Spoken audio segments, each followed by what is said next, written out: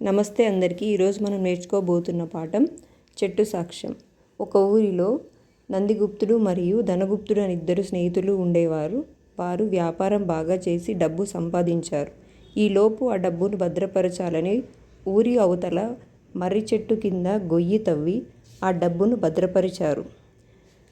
ఆ డబ్బును భద్రపరిచిన తర్వాత ఎవరింటికి వాళ్ళు వెళ్ళిపోయారు. ఈలోపు ధనగుప్తుడికి ఆ డబ్బును చూసి ఆశ కలిగింది.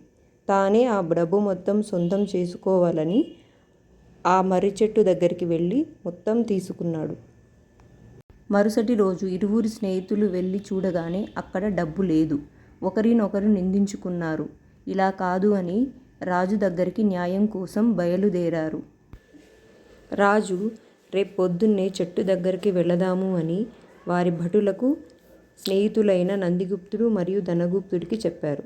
అంతలోపు తన నిజస్వరూపం బయట పడుతుందో ఏమో అని ధనగుప్తుడు తన తండ్రిని చెట్టు తొర్రలో దాక్కొని సాక్ష్యం చెప్పమన్నాడు. వాళ్ళ నాన్న మొదటిలో అంగీకరించలేదు. కానీ తన పుత్రుడి బలవంతం వల్ల అందులో దాక్కున్నాడు. మరుసటి రోజు చెట్టు దగ్గరికి అందరూ వెళ్ళారు.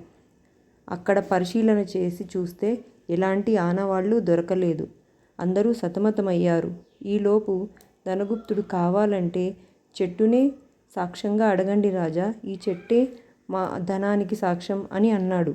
రాజు వెంటనే అనుమానంలో పడిపోయాడు.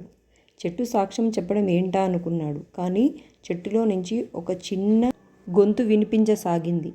అది ఏమిటంటే, నందిగుప్తుడే అసలైన దొంగ అని ఒక చిన్న గొంతు వినిపించింది.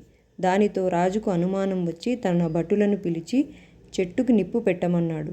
ఈలోపు అంత పొగకి అంత అగ్ని వేడికి భరించలేక ధనగుప్తుని తండ్రి బయటకు వచ్చాడు. రాజుకు అసలు విషయం అర్థమయ్యి ధనం మొత్తం నందిగుప్తుడికే ఇచ్చేశాడు.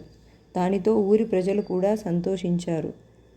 ధనగుప్తుడి తండ్రిని మాత్రం వదిలివేశారు. దీన్ని బట్టి మనకేమర్థమైందంటే, నమ్మిన వారిని ఎప్పుడూ మోసం చేయకూడదు, అలాగే అత్యాశ పనికిరాదు అని మనకు అర్థమయ్యింది.